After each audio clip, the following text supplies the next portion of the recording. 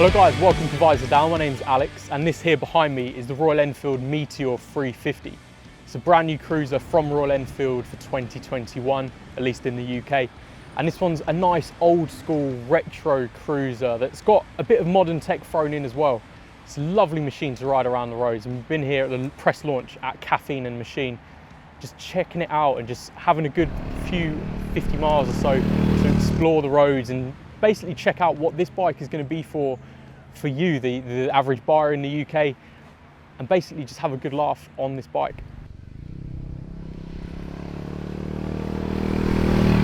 So this is an old school cruiser, but with a lot of modern tech thrown in. Of course, it's got the retro charm and the Royal Enfield heritage that you'd expect. Of course, this has been one that's been in development for a good number of years now, and it's inherited the Meteor name from around 1952, but it is an all-new cruiser. Now, something new on this motor is the J-Series single-cylinder 349cc engine, and this one puts out around 20 brake horsepower at a nice and low 6,100 revs, and then it's got around 27 newton meters of torque at around 4,000 revs. Of course, you may be thinking, well, hang on a minute, that peak torque and peak brake horsepower isn't exactly groundbreaking. But on the road, at no point when I was riding this around did I think that this was lacking anything in terms of power or pull or just any grunt, really. It was a perfectly fine cruiser to just basically enjoy the back roads. This really does coax you into a bit of easy riding, really. I mean, you can just jump on this, ride off straight away, nice and easy to ride, clutch is light, and you can put that power down straight away. The torque is nice and low in the rev range as well, so as soon as you start pulling the throttle, it's pulling away, and you get to that peak brake horsepower figure nice and early, and you've got the 5 gears to flick through to just enjoy. Now, of course, being a test ride, we've only been able to ride about 100 miles today, or so, roughly, maybe even 50 to be honest.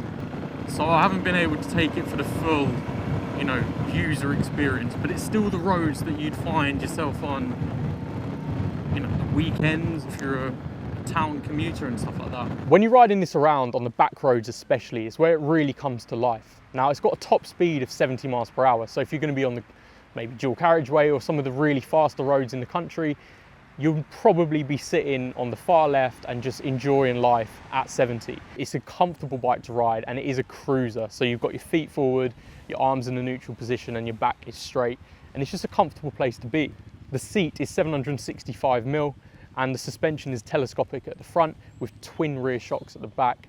And it all comes together in a nice package. I mean, some of the bumpier roads and some of the really potholey roads, you do feel the bumps and you do get thrown about in the saddle a little bit, but overall it's a really comfortable place to be.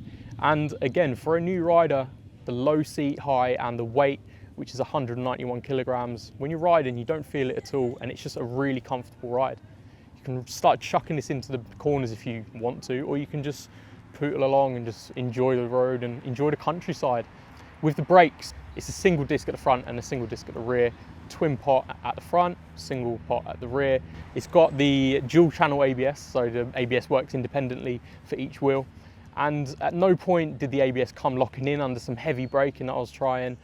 And it's soft and smooth, really. You get some progressive braking feel if you really pull the brakes. And of course, that's going to be quite good for the newer riders amongst you who may find a bit ham-fisting when they get a bit nervous. Matching up those brakes are tyres at the front and rear from Metzeler, 19-inch at the front and 17-inch at the rear. At least if you were to go into the aftermarket dealer, they'd be recommending Metzelers for this one. Of course, this is a retro cruiser in terms of the styling and even the feel, but it's got some modern tech thrown in there, and sort of capping that off is the tripper system, which is a first for Royal Enfield on one of their machines. Now, that tripper system is basically a nodule that sits on the dash, and it's integrated into the dash. It doesn't look out of place at all. You've got the time on there as standard, but once you connect your phone through Bluetooth, it will then start showing you turn-by-turn navigation if you then put in a destination. Sort of capping off the road feel and the ride from this is the suspension, which is a telescopic fork at the front, which is 41mm, and it's got 170mm in terms of the travel. The rear is twin shocks that are preload adjustable with 6 steps. And it all comes together to give a nice soft ride, but then if you go over some of the bumps, you do start feeling it and you do start going with the sort of solid ride, as it were. But it's nice for a rider to just jump on this and just take it on the back roads. You get some good feedback through the suspension, and once you adjust the preload at the rear to match you as the rider, or maybe you're carrying some luggage, you get some good feedback through that suspension. I've got to say, it's good stuff. Now, what would a Royal Enfield be without all of the options for accessories and customization and making it personal to yourself as the rider? Of course, the Meteor 350 comes in 3 different trim levels. It's the Fireball, Stellar and Supernova. And those are going to add slightly different features, with the Fireball being right at the sort of entry level, as it were. The Stellar going into the middle with the backrest, and the Supernova having the backrest and a different screen with slightly different metallic finishes. There's going to be different colour options throughout, whether that's yellow, red, blue, black, burgundy, brown, the ice blue one behind me, and they all look the part. But then from that, you can jump into the accessories catalogues, where we're going to add on some panniers, some sump guards, some engine bars, bar end mirrors. The choices really are endless in terms of what you want to make this cruiser into. Separating those different trim levels is the price. Now, of course, the price starts at £3,749 on the road, then jumps up to £3,829 with the Stellar trim level, and then £3,909 with the Supernova trim level. And they're not much different in terms of the pricing between those. So if you're looking at the Stellar and you're thinking, well, hang on a minute, I want to have those extra little bits of character, that little extra bit of sort of quality, maybe you could say, pay the extra 80 quid and you're there. So, I mean, consider that one. Jump on with the accessories and really make this your own, and you start getting a cruiser that you can really shape into what you want it to be. Whether you want it to be a nice low slung cruiser with sort of the bare minimum on, you could go for the Fireball in red and just be happy with it. Or you could start throwing on the panniers, the engine bars, the sump guards, and really kitting it out for some good tours with the tripper navigation. And you really set out as a standout tourer at a really good price point. So when it comes to what I think about this Meteor 350, I mean, there's a few things that I really think make this stand out above the rest of the cruisers on the market. Now, the first of all is going to be the fact that the price point is really encouraging new riders to take this one up.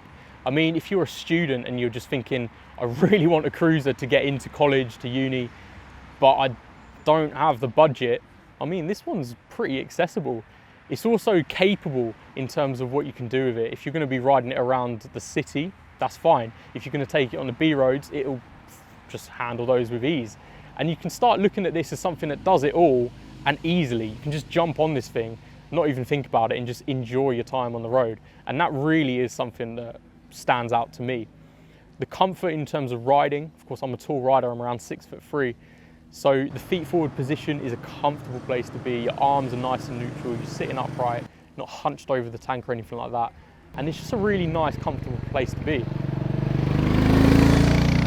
In terms of what I don't like about it, to be fair, there's not really too much that jumps out at me as something that I just really can't stand. I mean, the gearbox, sometimes I had a few troubles clicking it into gear, but that's just because I wasn't progressive enough with either stamping down or lifting my foot. And that's just down to riding. I mean, you get used to those things as you get more in tune with the bike, as it were, and then those things start disappearing. Of course, the top speed being limited to 71 miles per hour does become a bit of a negative, because it does restrict what you can do on the bike. You can't then take it on a dual carriageway and overtake anyone quicker than 71 miles per hour. And that does mean that you're going to be looking at the back roads and the single carriageways to really get the most out of this bike. And that is a negative, just insofar as it being a bit restrictive. I'm sure the engine could do more, and I'd love to see it do a bit more in top speed.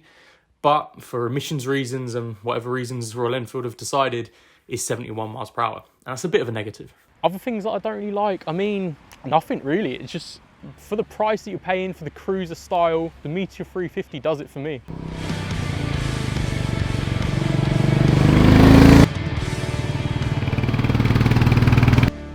So when it comes to the Meteor 350, I mean, this one is really poised as a great cruiser on the market. It's an accessible motorcycle. It's going to tempt students and people who are coming back to motorcycling into the cruiser way of life. For the price point and for what Royal Enfield can offer in terms of what you're paying and what you're getting, this really starts standing out. That tripper navigation system is going to come in super handy for loads of riders. And this is going to be something that you really can't basically look past. The Continental GT and Interceptor are bikes that have been flying off the shelves for years now. And I think this Meteor 350 is going to slot in and just continue that trend. And it's going to be one you're going to see everywhere, I think, in the next few years, just purely because of the price point, what it offers, and the style, let's be honest. In any case, let us know down in the comments below what you think of this cruiser, if it's the retro cruiser for you, or if you'd be looking for something a little bit upmarket. I don't know why you would, to be honest. I mean, this does it all. In any case, let us know down below. Whilst you're there, leave a like, because we really appreciate that. And subscribe to Visordown to stay up to date with all of our content. There's plenty more on the way for this year. In any case, thank you very much for watching, and I'll see you on the next one. Bye-bye.